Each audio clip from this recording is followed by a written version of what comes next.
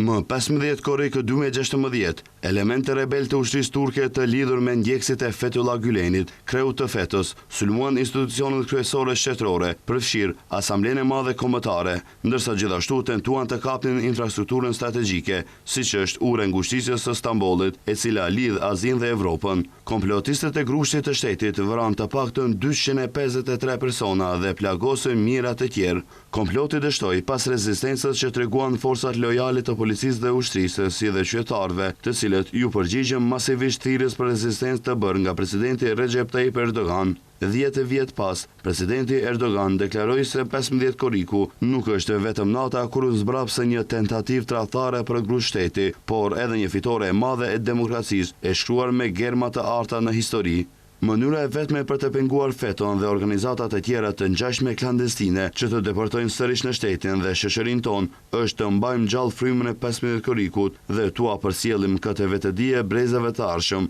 shkroi presidenti. Edhe ministri i jashtëm turk Hakan Fidan tha se përpjekja dështuar për grusht shteti tregoi se vullneti kombëtar i Turqisë nuk do të nënshtrohej kur forcave të tutelës ose organizatave terroriste.